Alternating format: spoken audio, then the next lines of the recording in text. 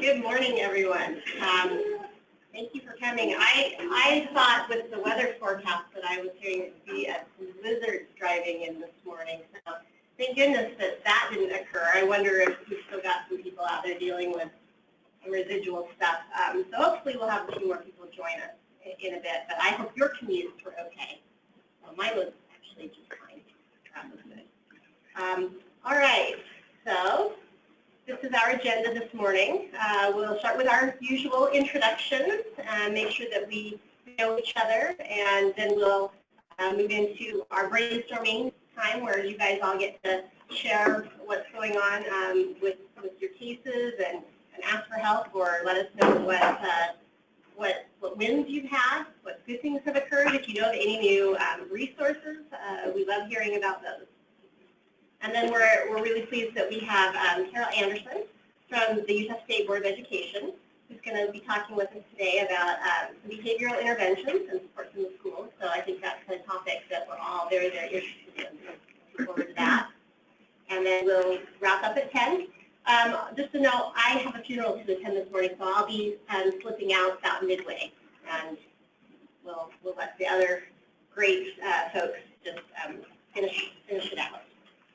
Okay, so let's go ahead and move through our introduction. So I'm Mindy Tueller, and I manage the medical home portal that we'll be looking at for a minute or two in here, and also lead this group. And so I work under Dr. Chuck Norland, and he'll be joining us a little bit later as well. I'm Gabi Baragoshi, and I'm one of the II.A coaches at UPIC, and also working with Mindy on the UCCCN meeting, the AD girl. She's the AD, yeah. I'm Dawn Bentley, one of the II.A coaches with UPIC also. I am Amy Spears. I'm a pediatric care coordinator at Holiday Pediatrics. Oh, I'm Jane Porter with University of Utah Health Science and pediatric team. I'm Dan Braun with Wildcat Pediatrics. I'm the medical home coordinator at Wildcat Pediatrics. I'm Caroline with the Utah State Board of Education. Gina Phillips, I'm lead coordinator with Voices and part of the medical home portal at UCCCN. Katie Haynes works with the resources on the medical home portal. Colin Kingsbury, I'm the Autism Development Coordinator with Children with Special Health Care Needs. Christina, I'm a clinical care coordinator at University of Pediatrics. And I'm the other basic care coordinator at University. Two more people coming. We have two people on the phone. We have Ashley Barney on the phone and Melissa Higley. So, Melissa, can you introduce yourself? Hi, I'm a care manager at Sandy Pediatrics. Sandy, yeah, okay, great. And Ashley, I think she has no audio. No audio. Yeah. I think Ashley's with Utah Valley. She's a care coordinator at Utah Valley Pediatrics in Payson. Thank you, Ashley. Great. And welcome, Christina. I'm happy to have you here. We have a couple more people who've just entered. Sorry to put you on the spot. Oh, great. You are coming on in. Yes. Okay, well, rather than putting people on the spot, we'll just go ahead and move forward, I think. But one thing to note, there is a lot of food here today. Extra food. It's been more than usual. So please help yourself. Get up as it's appropriate for you. We're very informal around here. And if you aren't aware, the bathrooms are right through here. You can also sort of loop around, and you'll ultimately see so one bathroom is here, and then Gina, is the men's bathroom just right here? Yeah, I see it. Right there. Great. All right. Okay, a couple of announcements to make you aware of. We have got some new clinical content on the medical home portal. Let's see, I'll exit this and just show you quick. So we're very excited about an update, a major update to what was formerly called our substance abuse diagnosis module, and we've renamed that to substance use disorders to be more appropriate. But this did get a pretty major overhaul, and there's a number of associated issue pages as well that are pretty in-depth, and so we're very pleased about having that out and published now. We also just did a major overhaul to oral health screening page, and it hadn't been updated for a while, so we're pleased about this one as well. So hopefully those will be of value to you to fill out. And the other thing that I wanted to mention to you is that we feel your pain if you've experienced it in using search, particularly to find service providers in our directory. And so we are continuing, and this will be ongoing. So basically, one of the things I'm trying to let you know is if something changed or seems like it's changed since the last time you came here, it probably did. And we hope that it's for the better. So what we've added right now is the ability to search by service category. So hopefully with these options that you see now, you'll be able to kind of reduce your number of results down to a more manageable level as you're in our services directory searching. If you ever have any problems or questions about that or feedback for us, that's always very, very helpful, particularly if you're able to sort of recount the steps that you went through for us. But just know we're very aware of the problems that we've had with that, and so we're continuing to move forward. And just on a side note, we have been using Google for this, and it turns out Google isn't all that great. So they require that they index your stuff, and if they're just ignoring you, then it doesn't work. And it turns out that the particular service that we're using of theirs and even paying for is going to be unsupported as next spring. So we're moving away from that and finding some better alternatives, we hope. But yeah, bear with us and also give us your feedback, because we really enjoy and utilize that and are able to act on that. All right, let's get back to our slideshow. So that's the services directory search. Welcome. Good morning, everyone. Okay, so we are in brainstorming time. And for those of you who just came in, we just want to reiterate, there's lots of food. So eat, manja, manja. And so, yeah, this is the opportunity for you guys to let us know if there are anything, any sort of barriers and hurdles that you're running into that we might be able to crowdsource and help. We also really like this time because it's where we get to peek into the services directory of the medical portal, and if there's something that you all know that we don't have in there, and we have an opportunity to augment that and make it better. And if there's something that you don't know and we've got it in there, then this is our chance to let you see it. So that's one of the reasons we really like this time. But I think that it does seem like it's beneficial for you guys as well. So I want to encourage you, particularly those of you who might be newer or aren't familiar with this part. This is the most informal time. This is the time where we just get to, kind of let it all out. So if there are things that you'd like some help with, this is your time. Cindy. I have a really, really hard case. This is a family that came from Rwanda. The girl is now 15. She came here on a medical visa, supported by one of our physicians for heart surgery. So she came here very, very young, and in the course of events, she is now deaf, but at a very young age. And she disappears for a while, but more recently she's coming into her life because she's been attending the Octave School for the Deaf and the Blind, and she's in the care of her grandmother, who's also here. Her mother's also back in Rwanda. And the grandmother has a complete distrust of our system, but yet wants to utilize it when it's convenient for her. They're not very good at following through with appointments or assignments or questions, things that you might be able to give them to help support them for their wishes. So that's a little background. There's not very good communication between even the child and grandma, because the child signs, the grandma's chosen not to sign more than just a few words. And so she distrusts the school. She thinks there's been some abuse there because the child has kind of some strange self-gratifying behaviors, if you will. We suspect that the child is probably autistic, but we can't She will not release any of the school records, so we don't know what's going on with school. We can't talk to the school as far as what their educational diagnosis is. She lives, they have no transportation, so they live in Layton and they use public transportation for their appointments at primary children's and to get her up to school. She would love to move to Salt Lake, but she doesn't. She's in public housing. She doesn't know how to physically do that. And I tried to get her just to call the housing authority because I know that if she had a caseworker, she can get moved here. And then she thinks that she will sign better and learn how to speak if she was at the school for the deaf in Salt Lake because they apparently do a better job. But some of the behaviors that she's exhibiting are now kind of looking more autistic to us.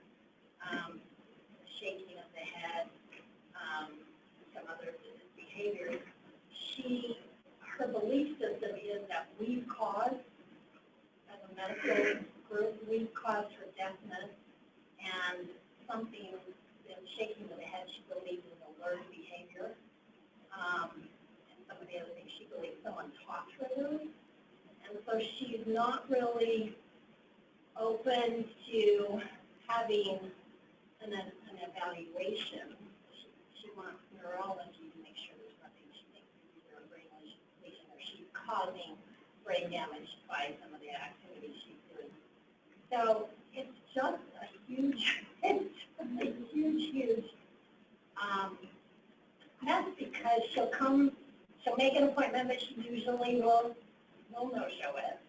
But then she comes back for the same repeated thing. She's shaking her head, she's not sleeping, she has these behaviors.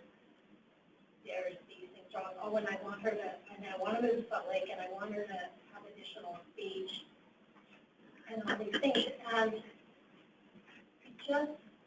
I spend so much time with her, but yet we don't get anywhere. She, hasn't made calls to get herself moved. I mean, I can physically find people to move her, but I can't call housing authority to get her transferred down here and that sort of thing. I can tell her she needs another hearing evaluation so we can apply for more speech services. I can tell her that I feel like we need to have another evaluation, a psychological evaluation, but that's a whole other step right there. Who does neuropsych or psych eval on someone who's deaf? And there is a huge mistrust of the medical community. So my thoughts are, if she had someone from the Rwandan community that understood her and wouldn't even have to have a medical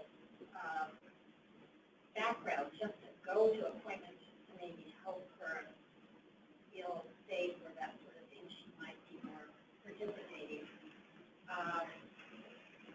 She's supposed to be going to an appointment today for her hearing. I don't know if she'll go or not, but I don't know. I just feel like I just spend my days work and don't get anywhere. So I don't know really what my questions are. My questions are, do we know a little bit more about any communities where you might find someone in the same background? And then if anyone here from special healthcare needs, how would they evaluate a kid that's deaf? Yeah, I don't think we have anyone from UDAC with us this morning. So, Gina, is your elbow up because you're going to say something? First of all, they could probably, we have many families that come through for evaluation. The mistrusting part, have you connected them by any chance with the Refugee Center? I have not. We work very closely with them, and we have found many of the community leaders that even though they do not have family members that have specific disabilities, they have enough, connections within their, networking and such, that might be the first place that I would suggest hooking them up to get some trust going, because as long as that trust, and she feels like, that the medical system is continuing to, for her granddaughter, nothing's going to happen. So there needs to be some of that cultural broker liaison there to help with that. And then as far as, I will just say, as far as I know she wants to move to Salt Lake because of the school, I'm sure the school there is just as good. But maybe because things are not happening how she sees it, that may not be the first priority, is to get them moved. Other than she just comes to school there so greatly, she feels somebody sexually abused her child.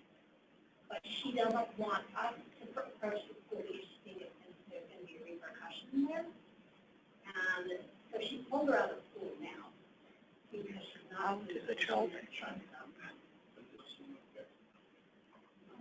When? Oh, when she was 3.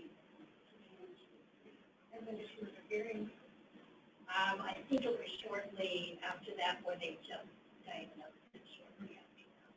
But she does not have the intelligence of it. She's not just that.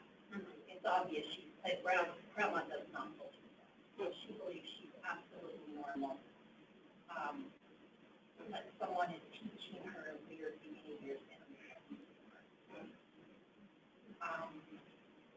Do you know which refugee? The IRC or So the IRC, Asian Association has the community.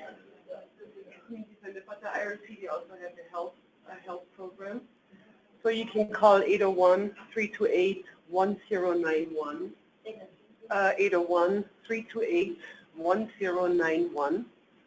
And just ask for the health coordinator, healthcare coordinator, or program coordinator. And then just, either make a meeting with them or just talk to them over the phone and see if you can. And she does perceive one of her biggest things is that she lives in Layton. She felt if she could live in Salt Lake, she'd be better public transport, so she wouldn't be missing all the appointments. And again, I just don't think I'm going to change her belief by saying you're still in a good way.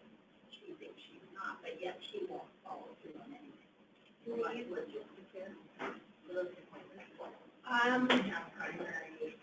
understand the public health. They have a voucher, and they understand the public transportation.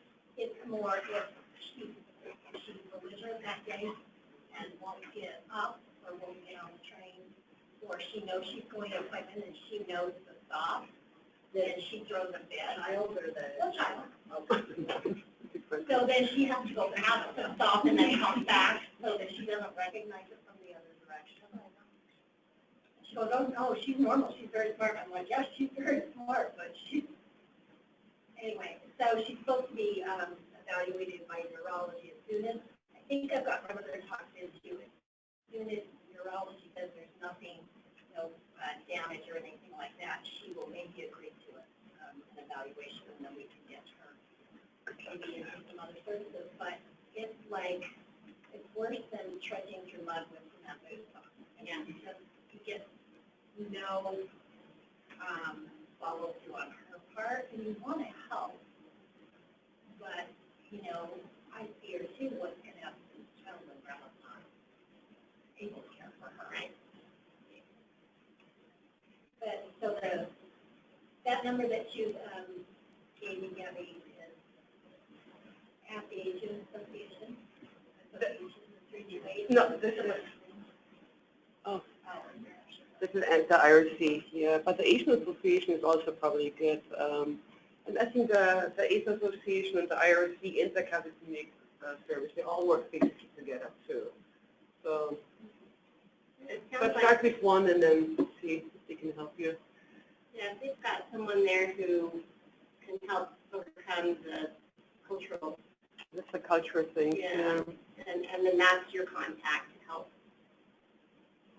communication flow without the shroud of bad guys in the community. and that might be a start. I think that helps be the start. That is really complicated. Very difficult. Anybody else have any other thoughts? But it does sound like U.A would be able to help with the evaluation regardless of the. I mean, there, yeah, I think that you have to figure out how to do that evaluation.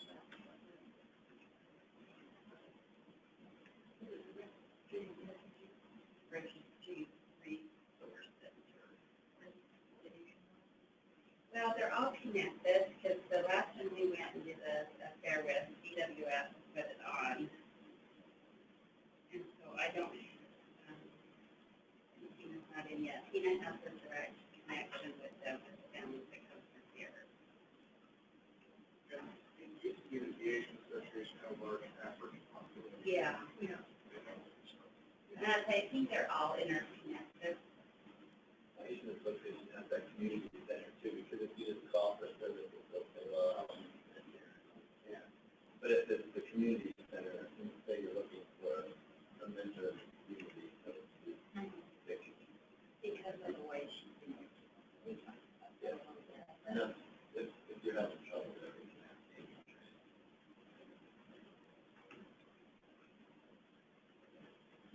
See, if you come to UCCCN, you get the hidden password. Okay. All right. Well, Cindy, let us know how that goes, and we'll try and capture all of this in the summary that goes out. All right. Anyone else? I have a really easy one. I don't want to focus on that. So I just have a mom, she has a 7-year-old boy with Down syndrome. She's a single mom, works as a teacher, and we're just trying to find some financial services for her. I tried to look into SSI, but it was saying that she would need to take 12 months off in order to qualify for that. Is that not true? Okay. Because that seems like the best resource for her, but when I was going online, it was like, okay, she needs to have 12 months off in order to qualify. She couldn't applying for the test. Yeah. It's going to be on her income, but okay. Yeah, she can apply. Okay, it will be based on mom income, so to tell her that she has to take a year off would not make sense that month, and then when she started working again, if she's above that threshold, then she would not apply to her. Depending on where they are, income-wise, they could also look into the short-term assistance EWS. Okay. And you can apply for SSI online, right? Yeah. And with Down syndrome, they'll probably need the disability determination, but it will still be based on the family income coming from child 18. Okay. And then short-term with PWS.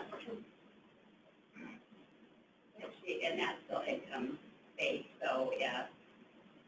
And unfortunately, all of our eligibility standards are set so low that you may not qualify for that. But still worth looking at. So look, yeah, and that's what they say, always look and ask, because there may be something, some of the programs that come and go so frequently, that can we find out about them? It's funny because SSI, just that, in my case here, when I told her if this mom or this grandma, if we could get some sort of diagnosis, they could maybe get some financial help.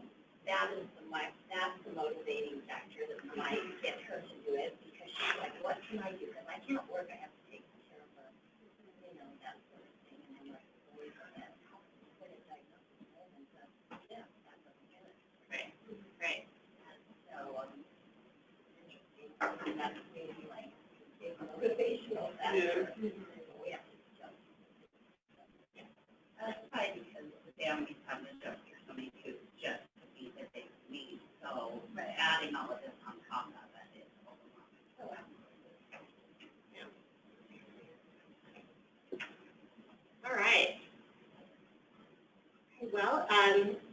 Any other questions before we move into our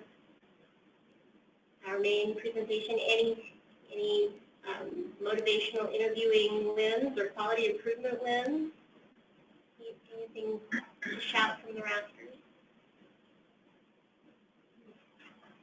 All right, that's all right. Okay. We are, again, very pleased to have Carol Anderson with us. So, Carol, if you want to come on up. I've got your PowerPoint loaded in here, and so you can just go ahead and click the space bar or these arrows, and it should move through. Carol, do you want to have questions at the end or throughout? Throughout. Yeah. Okay, very good. Great. Yeah, the more of an interactive stop and ask me questions, I always think better. Yeah, let's find out. Not really twice.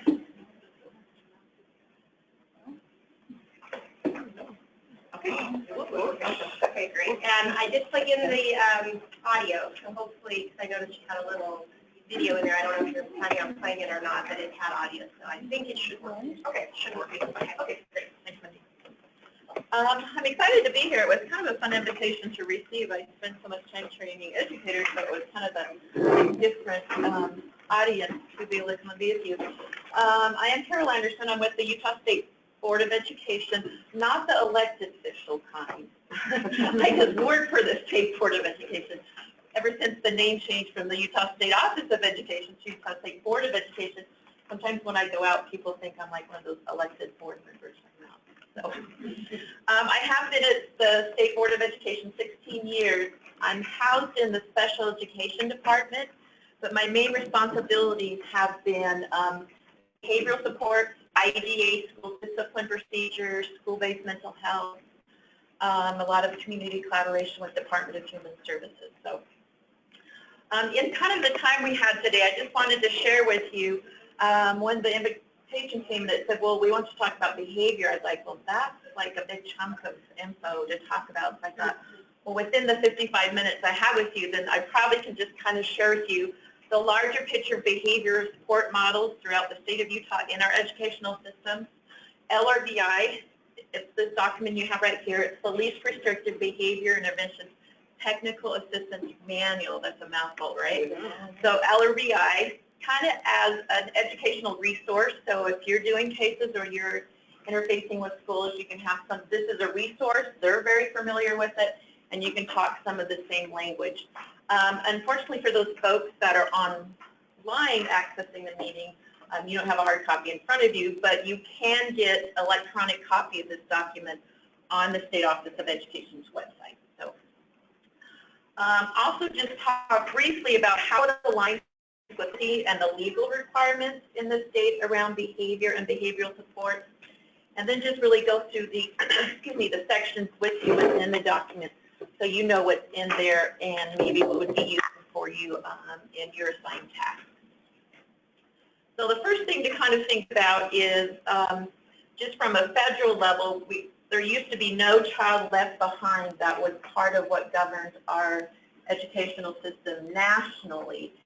And that was put in place during the Bush administration. Now we're really moving into, as part of the Obama administration, and it's going also into the Trump administration, is ESSA, which is Every Student Succeeds Act. So you might hear some about that, and this is really the content of our state plan that we have to turn into the federal government around. We have our state core standards, state assessments, accountability for how we're doing with the education system in the state of Utah, the connections and supports for mainly our federal programs and early childhood, equity for educators and their assignments.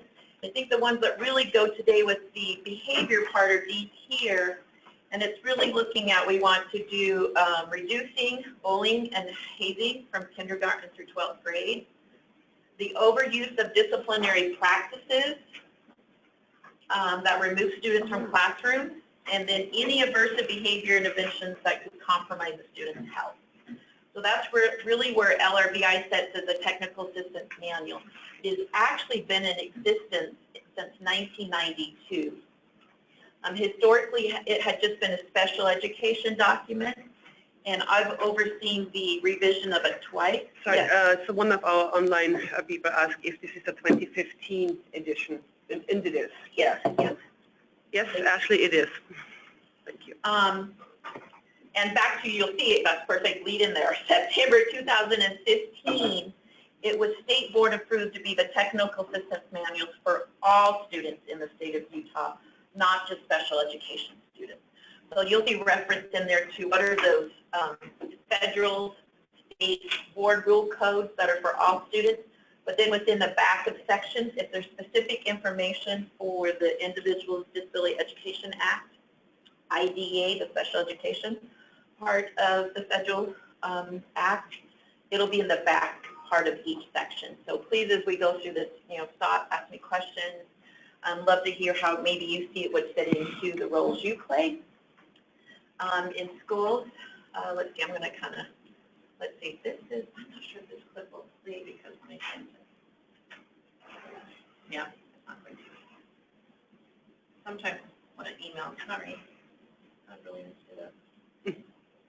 I think this is an important thing to think about too, and one when I go out and train folks a lot, is just back to our good old college days of Maslow's hierarchy.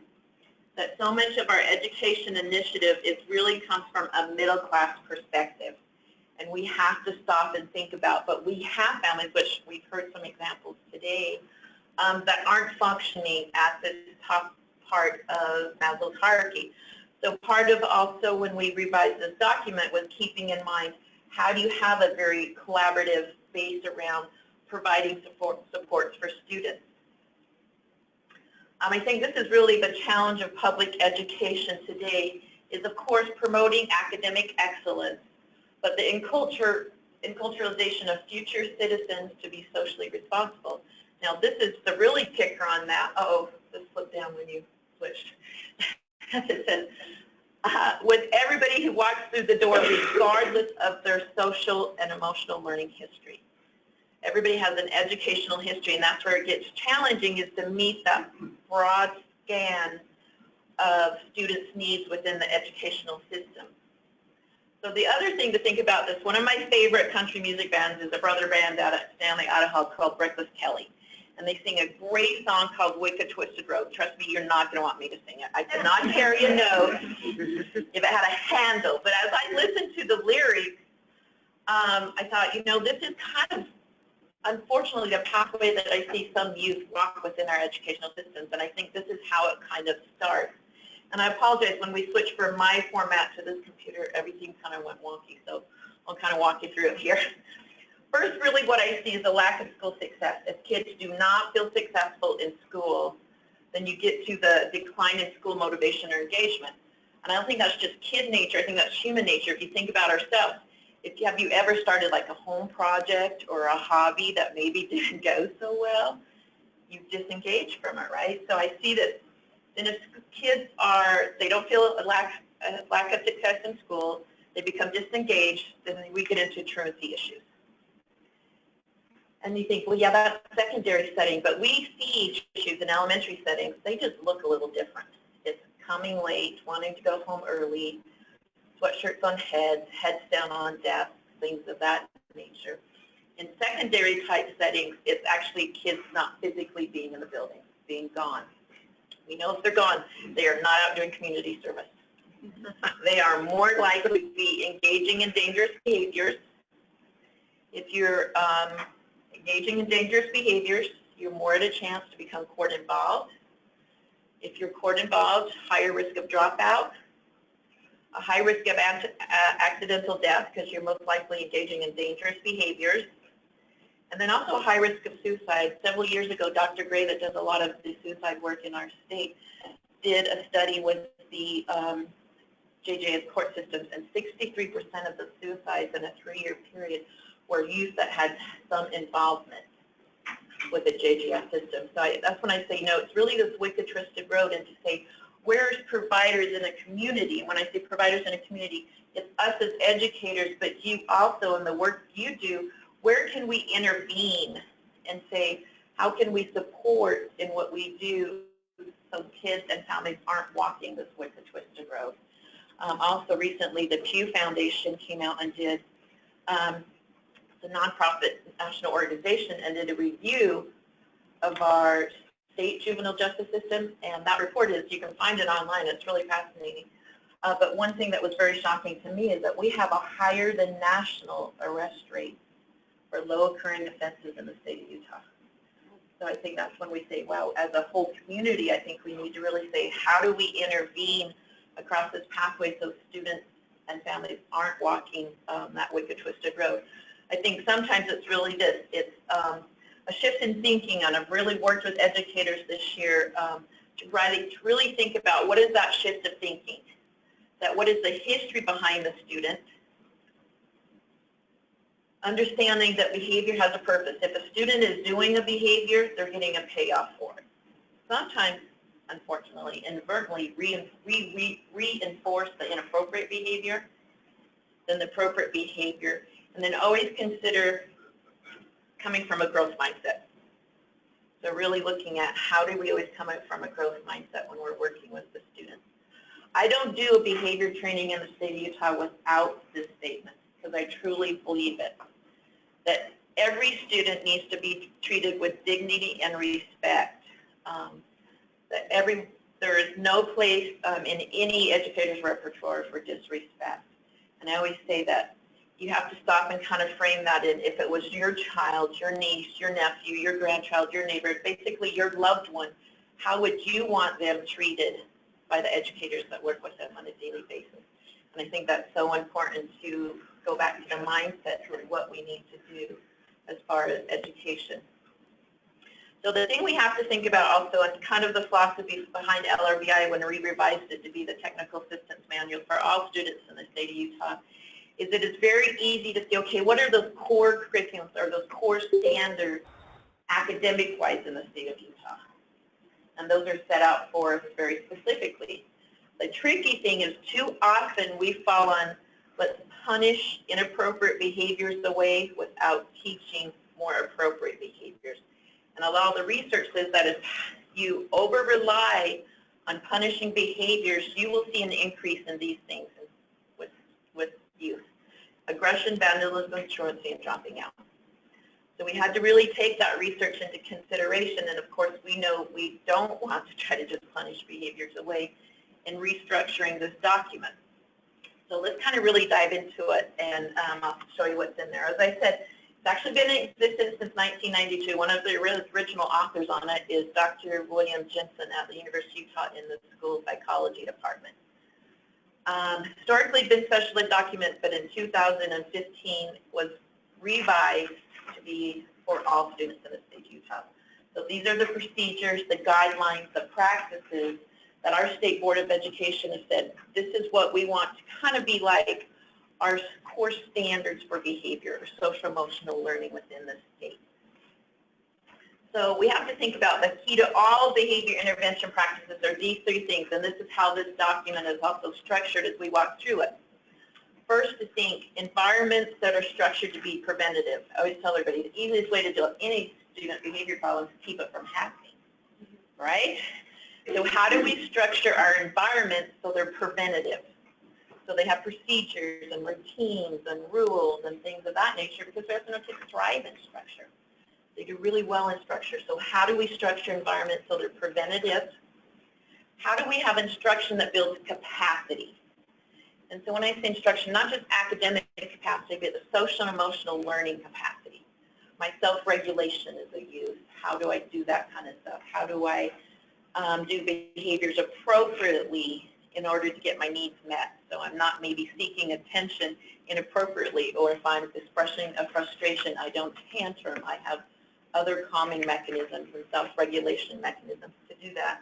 And then consequences in the sense, not the negative consequences we just touched on a little bit, but what are those consequences that maintains the appropriate behavior?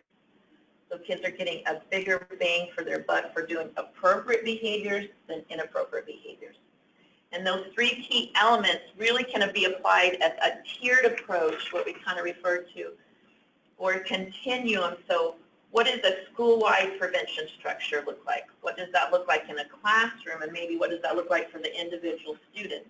and knowing that those students that have the highest level need, they need that structure all across that continuum.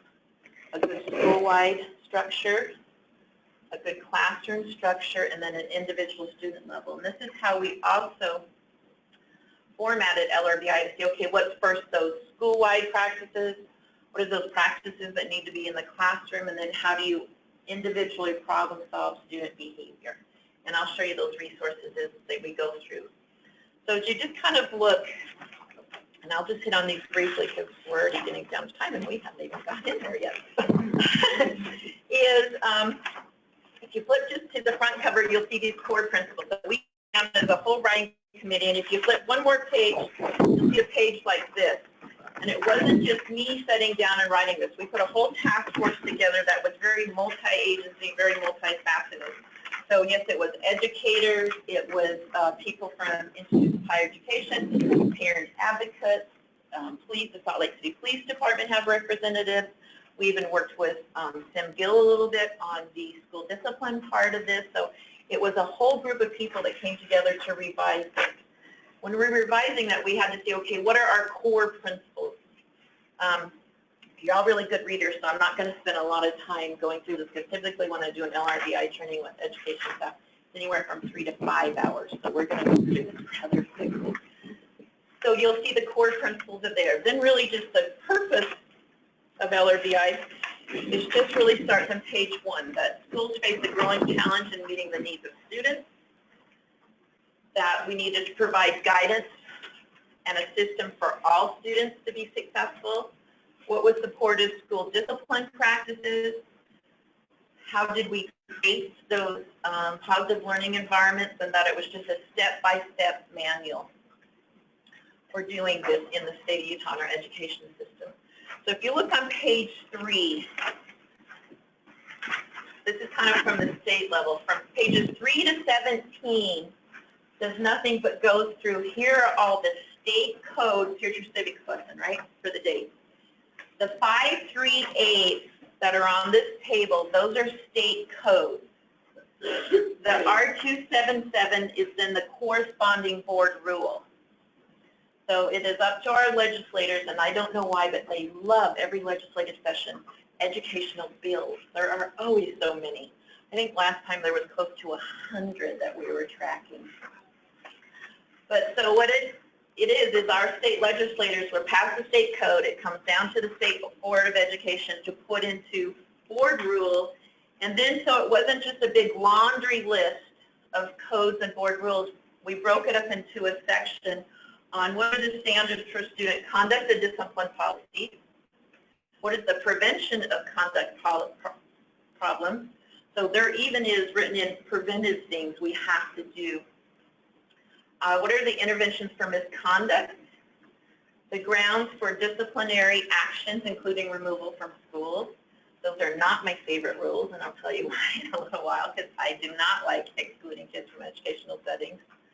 Consequences of misconduct. Training for staff, students, and parents. So where is it required? In both state code and board rule, we train and offer training around behavioral supports and protective and risk factors to families and students. Evaluation and reporting requirements, and then laws specific to special education students. So that's why I said if there's a section that has first for regular students, the special ed section part will be at the end. So just pages 3 to 17 really just walk through and say, here's all the current state codes and board rules that have anything to do with student conduct and discipline within the state of Utah. So just a lot of, when I train administrators, school administrators, we spend a lot of time in this section. So then to kind of make it a little easier, so then if you wonder what kind of, for folks, if you look on page 6 then, I took all of those state codes and board rules and said, okay, now what's required then to be in a comprehensive plan for student conduct? So each LEA, so local education authority, so either a charter school or school district, has to turn a plan into it annually around student conduct and students' code of discipline.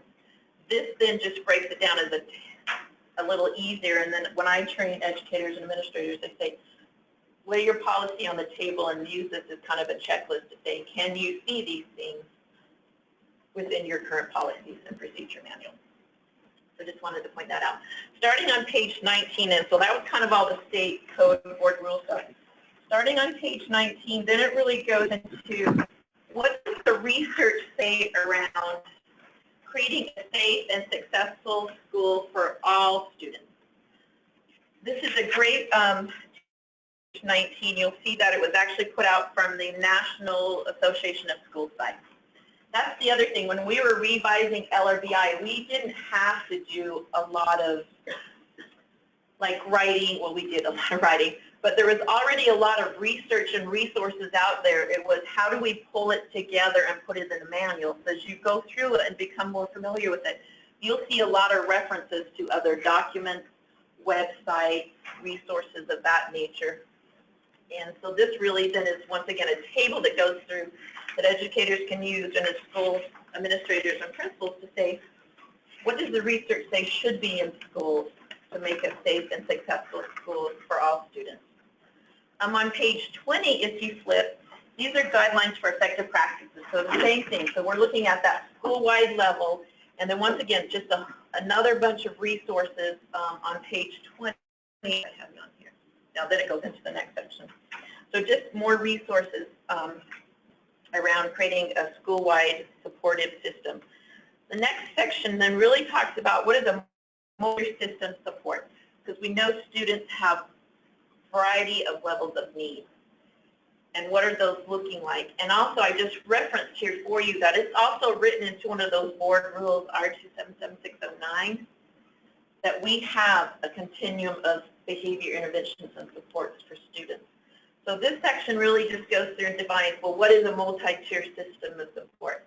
And I think this is where it also you play into it, because if you look right here on this, and this table is actually on page 22. Here's the core principles of implementing a multi-tier system support. And if you look like right here, collaborate with community partnerships and supports. I think that's really where you fit in to say, you're some of those community partners as far as looking at this research and being able to implement a multi-tier system support. The next thing really goes into what is positive behavior supports and interventions. This also is written into board rules that schools must have this. It also was written into the state board rule back in about 2012 when it became state code that prior to disciplining a student, we first had to have a plan in place to engage them and reinforce them for appropriate behaviors.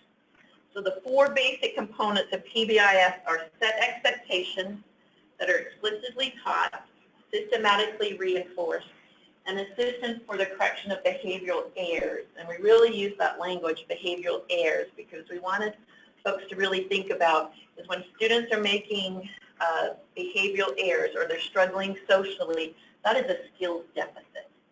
And we don't punish for making academic errors. So we have to think, how do we go back to that capacity? How do we teach a higher capacity for having better, more appropriate behavior? So this section really walks through that. Sorry, this is like the fastest, but we're getting through this really fast. The next section then, so that's kind of the state level, the school-wide level, doing a multi-tier system support, goes into classrooms. So section 4 goes into classroom, but what I want you to look at for a moment is back on page 122, you'll see this classroom management checklist. So when we were revising this, I went back to Dr. Bill Jensen at University of Utah because he has what he refers to as chief labor. That is students, grad students, right? And I said, Bill, I need a classroom checklist that aligns with the 10 effective teacher standards that teachers are evaluated against, but is also very research-based.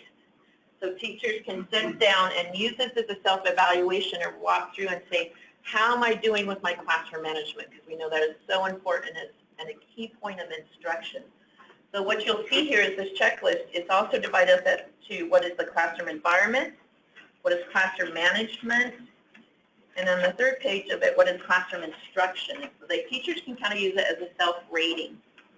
Then also, if you look at number 1, and over here in the corner, you'll see it has little numbers on each indicator level. That U21 refers to that intervention in the back of the book. So the other thing that, and we'll go through it a little closer, so each intervention that is listed in LRDI is research-based, and it has a 0.5 or higher effect size on changing behaviors. We won't get into effect size because that's really a college course, right, when you talk research. But so if you look at U21 talks about a structured daily schedule. If you look at page 86, you'll see U21. It says structured daily schedule. It gives you a definition, steps for implementation, considerations in doing, why would you do a structured daily schedule, data sources on keeping it, and then down below there's on all of the interventions additional articles, trade books, online modules. So if I as an educator am going through this checklist and I say, oh, I see like U21, where do I go for more help with that? All of these interventions are listed in the back of this manual. So we'll kind of walk through that more so you can see that. But in that section, then on section 4, really goes into, okay, what is effective classroom management? And what are those research-based practices that should be in the classroom? So then it goes into, and you'll see, school-wide expectations need to align with your classroom rules. And it gives you examples in those tables that start on page 28. Then it goes to just more technical assistance on what are those expectations. Then the next is how do you explicitly teach those expectations in a classroom? Sitting quietly, raising your hand, following the directions the first time. All of those that are just good classroom skills for kids to know really goes through on this next section about establishing the rules and then teaching those rules explicitly. Then it goes into, well, what are the systematic ways to reinforce kids? This is a great IIIB rule. It comes directly out of the work by Dr. Bill Jensen. That's a nice thing about when the original author of LRDI is also a very well-known published author. I think some of the best books out there in dealing with tricky student behavior is called the Tough Kid series. And there's the Tough Kid book, the Tough Kid toolbox, and the Tough Kid social skills curriculums. And they're all published by Pacific Northwest Publishing if you're interested. Another great one that Bill has is Superhero Social Skills, and that is very designed for students with autism or that are on the spectrum. What was the name again? Superhero Social Skills. If you Google Pacific Northwest Publishing, that's where you can find all those materials. So the IIIB rule is actually right out of the Tough Kid book, so that was nice when we were revising it. I was like, oh, Bill, can I just pull these really good things from your books that are already published? So you'll see a lot of references as you go through the document to that information. The next thing to think about then, what are the corrections for behavioral errors? That section is in there. The really good thing here that maybe might be useful is when you're working with parents and helping parents with managing their own child's behavior is this precision request. And how do you give a student or a child a precision request? And what's that process? You know, it's a please request. Please, clean your room, that's always a tricky one, huh? Is a please request. Please, you wait 3 to 5 seconds. If there's compliance, you reinforce verbally or high five or whatever is within your style. If there's non-compliance, I'm giving you direction to. Once again, and this, I'll break it down on page 34. I'm going through it really quickly. Then if you get compliance, then you reinforce again. If there's non-compliance, then you go to unpleasant consequences. There's a pre-plan. But that section's in there that will help you. And then also on page 35, it really goes into what is a what-if chart. The next thing is just, this is more so also information that's in LRDI as a classroom continuum responses. Training educators to say, first we prompt, Then we do proximity praise. We're going to reinforce those students that are doing it before I even redirect to the other students. We're going to reteach. We're going to provide choices, and then maybe conference. So just some more of that information when we go out and train educators on student management techniques, that we really see, okay, what is that classroom continuum of responses, and to make sure that they're always doing it calm, consistent, brief, immediate, and always respectful. So that information is all in there too. On page 37, this is just a great monograph that we came across that we thought was really helpful. And if you're not familiar with the whatworksclearinghouse.org, it's housed at the Institution of Education Science, and they put a lot of research and time into what are just those best research-based interventions as far as education, both academic and behavioral or social-emotionally. So we just went through these recommendations and provide more information on that on page 37. Then the next one really gets into 39. So we've talked like class, school-wide, classroom. Now you're going to say, okay, what is that database-based decision-making, really looking at educational data? How do you do that? And then also, what is the problem-solving process? So this first part really just talks about what is database decision-making in an educational setting? Because we know we want all of our practices based on data, much like you guys are like medical type folks. So what's the first thing you do when you go to the doctor, right? They're going to collect data on you, your blood pressure, your weight, I don't like that projectile so much, your temperature, all of that. So same things, we want to do the same kind of principles in education. Say we're going to put an intervention with a student, we want that based on data. And looking at this process, the problem-solving process. So what is the problem? What seems to be causing the problem? And this section walks through that, and this diagram is actually on page 40. What can we do to help? And then is it working? And I really work with educators to say, so when you're in those tricky IEP meetings, the individual education program meetings, or you're sitting with a parent saying, I really need some help with my student for this or that, instead of making maybe a whine session or a blame session, I think this is a really good process to pull out and say, okay, let's put this right on the table. And I even took this diagram and put it into another document that's not in LRBI that can walk parents or school teams or student assistant teams or IEP teams through the process to really plan for better success. So that's why this section was in LRBI. Is this making sense? I'm getting a little like this look like, what is she talking about? Is it appropriate to give like a copy of this to a parent? Because I find that a lot of parents are, you know, going into IEP, like there's been so many problems up to this point between like conflict. Absolutely. That they're uncomfortable going into it, and so like, you know, they're not going to have a lot of support. Yeah. So yeah, so when we did it, that's when I said we even had parent representation on the revision of LRBI. And I've done a lot of training here with the Utah Parent Center, and I know they share a lot of this with parents during those times that they're problem solving in educational settings. We talked about problem solving. So the next level really goes into individual behavior change. So we've done, you know, like I said, the school-wide, the classroom. Now, how do you work at that individual student level, and what are those processes?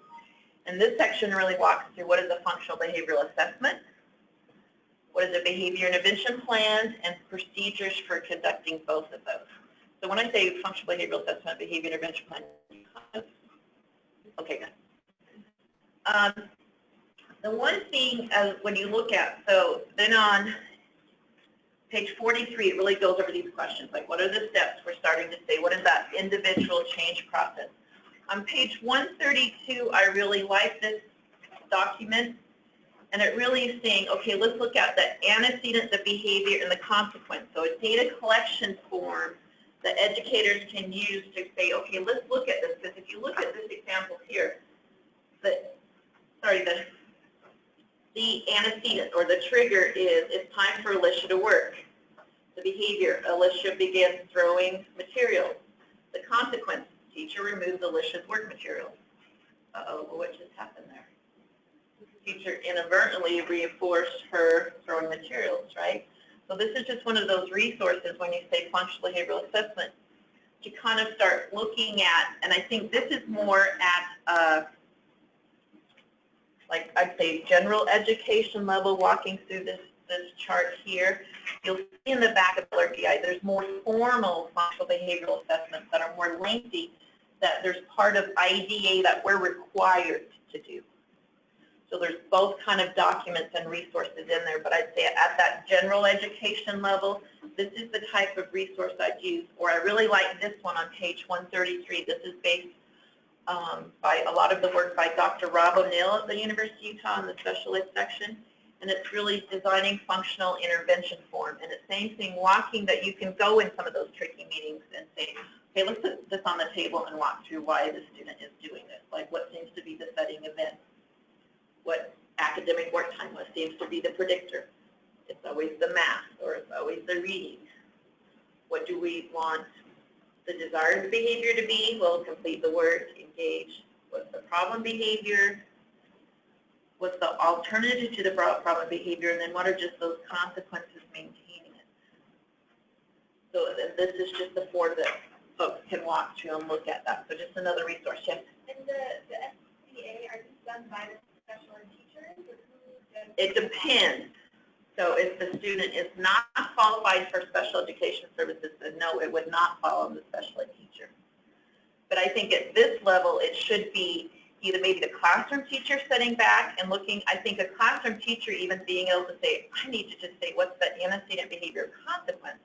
Or looking at doing this is more at that general education level. This, I think, yeah, a classroom teacher could sit down to do it, but also within schools, there's a lot of what is referred to a student assistance team or teacher assistance team or problem-solving teams or PLC, professional learning communities, where groups of teachers are sitting down and kind of working through problems. I think that's at this level. Now, if a student is qualified for special education, then yes, it would be the special ed teacher in partnership with the IEP team, because a behavior intervention plan is considered a supplementary aid and service to the IEP, the individual education program, and that's always done on that team basis. So yeah, a teacher might sit down and write it out a little bit, but it has to be implemented and approved through that IDA, IEP process. Does that make sense? And I try not to talk in acronyms, but we are so bad in special education. Then it also just goes into, okay, what is in a good behavior intervention plan? It says here are the components. The biggest things that I see in the state that educators miss when it comes to writing a behavior intervention plan, so if you at all see one of these, I'd say really look at this chart, is how are you going to explicitly teach or specialized instruction to teach the appropriate behavior. I see too often, like, here's our reaction to the inappropriate behavior, but we really have to think that behavior intervention plan is like a lesson plan. So what are the teaching components of it? So I think that's something to really watch for. And yes, ma'am. So the behavioral intervention plan is just something that the teacher devises or on their own. Is it brought in, like a parent brought in, and then follow the students from classroom to classroom, similar to like a 504 or? So it depends. Here's a politician answer, right? You always like those. It depends. There are part-time.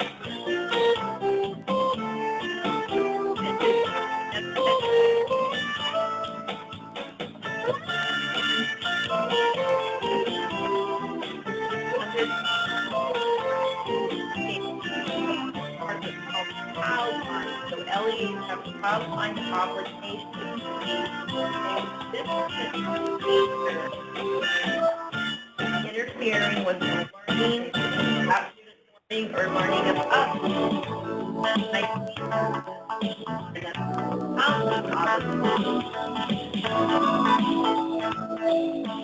For 504 plan or special education services.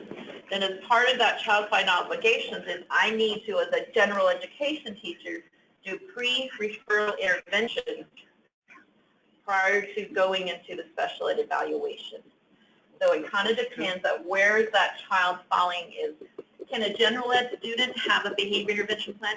Absolutely. Because if their behavior starts to interfere with their learnings or others, it might be enough as just a gen ed student, I do this behavior plan with this student that maybe just has like some behavior contracting, some self-monitoring, some prompts, maybe a token economy system. If that's enough of a support, then we don't need to move to a higher level of 504 or IIIB classification. What is the chance of, sorry, Just a follow-up question, can a parent request behavior? that was what mine was, and what are the likelihoods that that'll be met? That's a good question. I would hope that any educator, when a parent came in and said, my student is struggling in your class, can we work together to have a plan to help them improve their behavior, that an educator would do that. At that point, the gen ed teacher is not under, well, that's even tricky to say, legal obligation to implement it, because we all have an obligation to have safe, supportive classrooms. So I would hope that a gen ed teacher, but when it really comes down then to a student that qualifies for 504 or IIIB, they must implement it legally. Does that make sense? I would think that working with parents, I think there's a lot of parents that would like to request that, but they feel perhaps that it's not structured or that it's an informal plan and therefore doesn't follow, there's not necessarily follow through or expected follow through. Well, I'm hoping so. I like what you said there, informal plan, because that's kind of what I'm saying is maybe it's enough that I, as a gen ed teacher, when I know the student's very fidgety or has a hard time holding still, that I can just walk over and stand here next to them and do this, and that's enough of a prompt that they're like, oh yeah, I got to get back on task. To me, that's kind of more informal, and if that's enough, then that's what we should do. But if that's not enough and we have to go to a higher level of plan, then I hope we start at this universal, and we walk through the interventions, I think this will help you, but we started a universal, preventative, proactive intervention first. If that's enough, then great, let's stop there, because as we move up that continuum, they become more resource heavy, meaning more time, more effort, more resources to implement higher level intervention. So I guess medical-wise to think about is if we can get the behavior with an immunization versus a full-on treatment plan, right? We want that just preventative, proactive one first. And I would say to the parent, first request just maybe some behavioral support. Let's try some of these like prompts or token stickers, or I know, just something that's more preventative, proactive, prompting like that. If it doesn't work, then yes, at any point a parent has a right to ask or request for a special ed evaluation. And that's then also where those procedural safeguards, behavior-wise, will trigger even if the student's not found eligible at that point. Meaning student can't be suspended for more than 10 days, and I'll show you what that section is. So does that kind of answer your question? Okay. Let's talk right here about the section about discipline procedures. So really what's in this section is really that school discipline needs to be maintained in order for learning to occur. It talks about school suspension, indicators on school suspension, setting the stage for alternatives to suspension, what are those alternatives, and the rights for all students. So now this is one place there's a disconnect in LRBI. As I said, everything in LRBI is research-based. So is there state codes that says you can suspend at will, go forth and do educators? There is, and those are the state codes I hate. Because if you look at the indicators on suspension, let's see, on page 49, they are not good. Suspension and exclusionary practices of students from school settings has very poor outcomes. So at times people say, or I'll hear administrators say, well, we have every right to suspend the student. But then in this part, we had to say, yes, but is it really what we want to do for students? Because kind of back to some of these slides, we have 2 decades of zero tolerance, meaning the zero tolerance, you're expelled, you're out here. But our schools are no safer than prior to zero tolerance. What we're really seeing is a big disproportionality of exclusionary educational practices with our minority students and our special education students. And what it really has created is maybe what you've heard about is a school-to-prison pipeline. So do we have policies and procedures in our school that put kids on that wicked twisted road or more at risk? And unfortunately, we do. And that's when I said that Pew report that the JJS work group just did really got me is when I said, wait, we have, like right here, for Monday nonviolent infractions, higher than national arrest rates for our juveniles for low occurring offenses. So during the last legislative session, changes were made to House Bill 239, which is the JJS codes, Juvenile Justice Service codes. There will be no more truancy courts.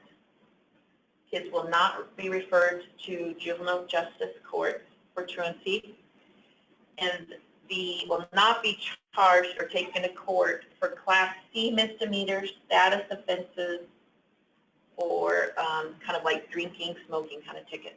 The courts won't take the kids anymore, and that starts in August. So I think really looking at that, how do we start looking at breaking the school-to-prison pipeline? Unfortunately, too often I hear, well, if we could just get the kid or the family court involved, that's going to fix our problem. And that's what a lot of that Pew report found was it wasn't fixing problems. And kids were getting hung up in the system for long periods of time. Yes? No more truancy, Class B misdemeanors, status or like border offenses, so like smoking tickets, drinking on campus, defiance behavior, yeah, which I'm kind of happy about, yeah. So then it just goes into, well, what are the alternatives to school suspension? So the technical assistance manual, we didn't want to just say, don't do school suspension. What would be some of those alternatives to suspension? That table's on table C, so just probably good things to know as far as setting the stage. What are the alternatives to suspension? Then it gets into the rights for all students. So if you're working with a family and you hear students being suspended a lot from school, expelled from school for certain things, there's some due process rights that need to occur for all students. And so this section really outlines that as far as what are those rights for all students. The next thing that gets really tricky is on page 52 to 53. As I said, if a student is eligible for a 504 plan or especially IDA special ed services, they have additional procedures that protect them from being expelled from school. They can only be suspended for 10 days without doing a manifestation of determination, determining if what they're being suspended for is in direct cause or relationship to their disability. This is when they're really bound by law then to do a functional behavioral assessment, behavior intervention plan, all of those kinds of things.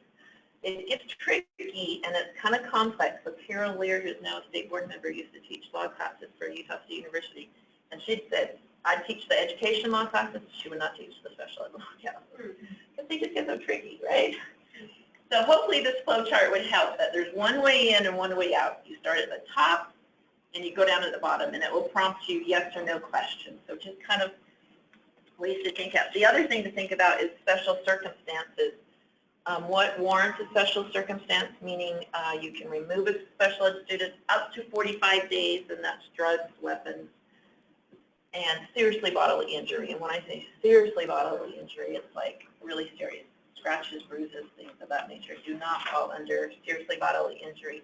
But that section really goes through around what are those ID discipline procedures. The next section then really goes into, starting on page 50, what is crisis management? And what are emergency safety interventions? So this really talks about that emergency safety interventions can only be done when there's an immediate danger. There's two that we can use within the state of Utah. There's physical restraint and seclusionary timeout.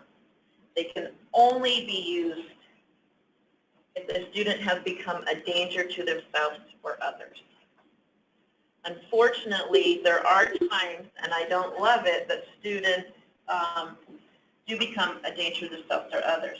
What we're also seeing is with some of the healthcare reform, with some of the changes that DHS has made in some of their day treatment programs, I have my Tamara Tala with Intermountain Healthcare that's over Children's Behavioral Health Services, a very good friend of mine, and about 2 years ago, we met after work, and he said, you know, with a lot of the healthcare reform, insurance reform, he said, our standard stay for even like Wasatch Canyon, their inpatient kind of treatment is like 2 weeks. And I said, so what you're telling me, Tamara, and I knew the answer already, but I wanted him to be able to say so I could say, Tamara said, I said, you returning kids that you know are not stable back into educational settings. And he's like, correct.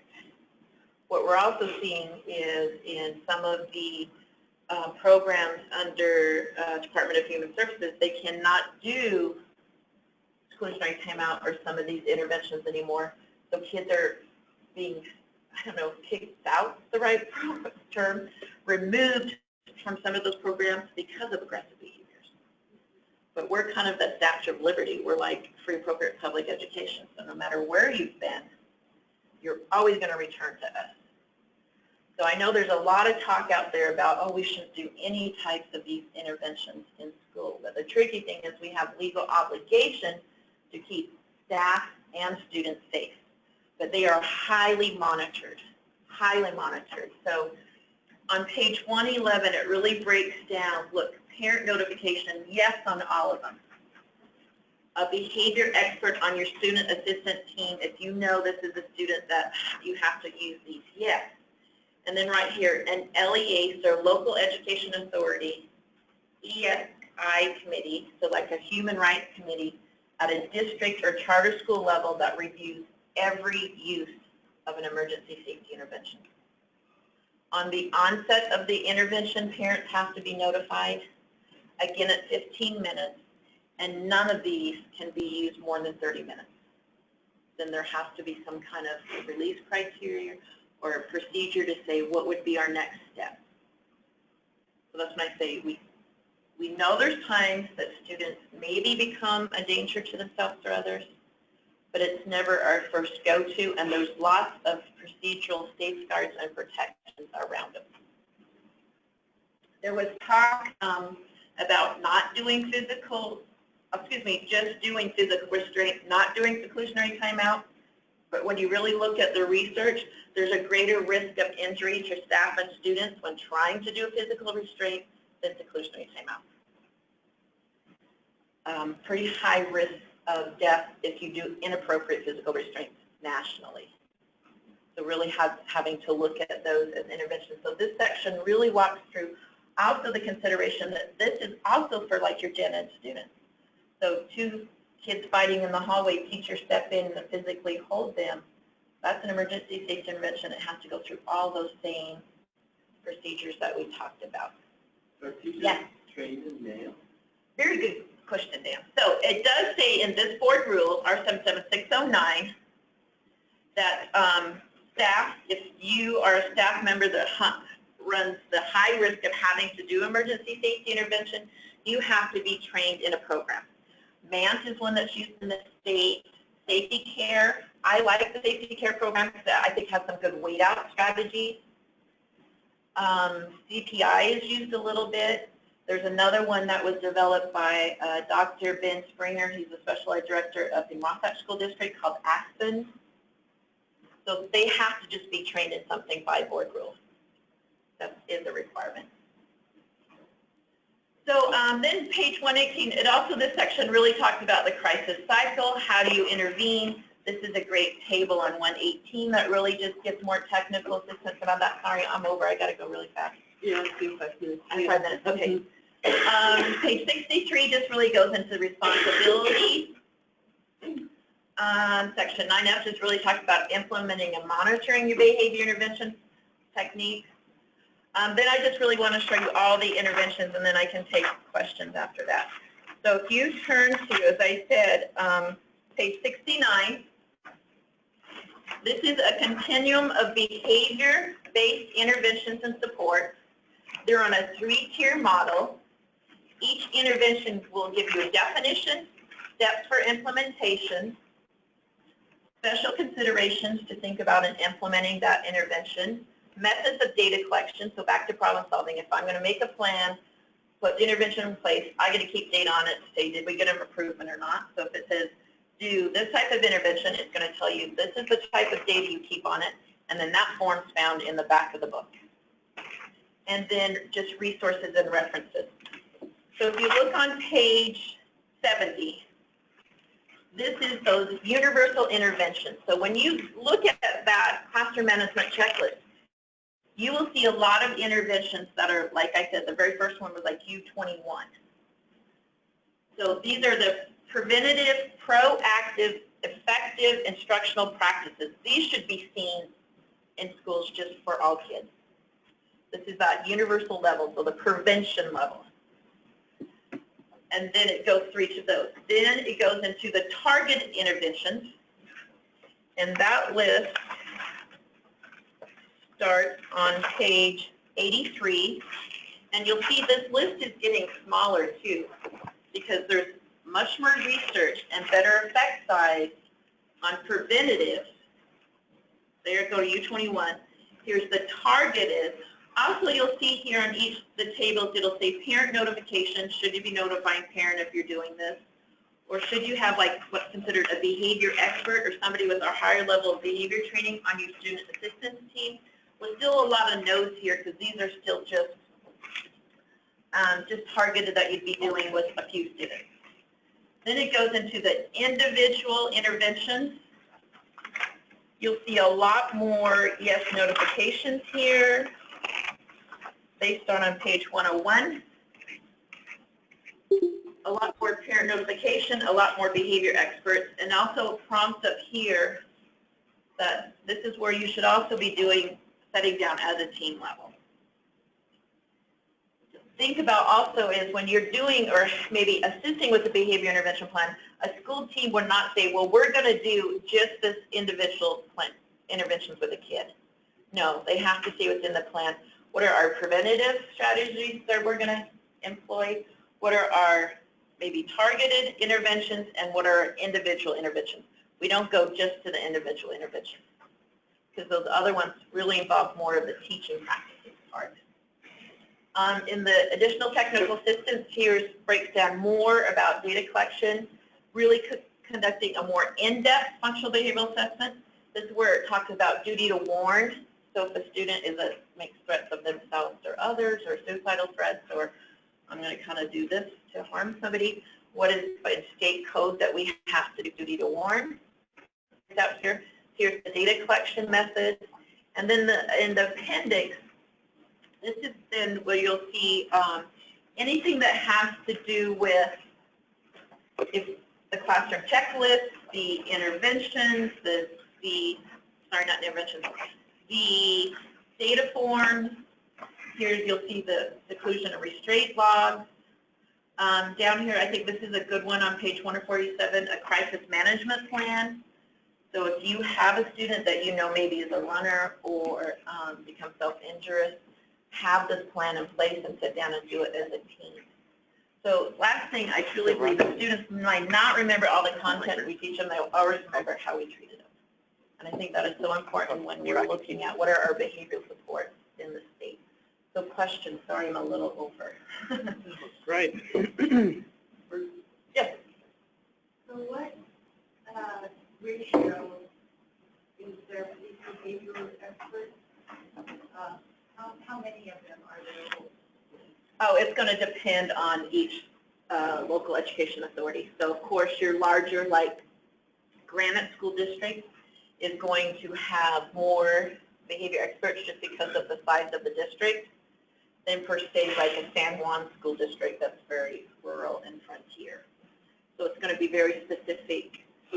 There are times, particularly when you get into special education, student interfering, behavior interfering with learning of others, that you're bound by ID to have somebody identified as behavior expert. And I have what's called behavior roundtables that LEA send quarterly, those folks to me for training and networking, much like you do here. Typically, is it like, is a specialist living in school? Yeah. The tricky thing about the state of Utah is we are the lowest education system in the nation. And several years ago, I polled to say, how many social workers, school psychs, behavior experts, PBIS do we have really employed in our state? And it's very little, unfortunately, because of funding. Yeah.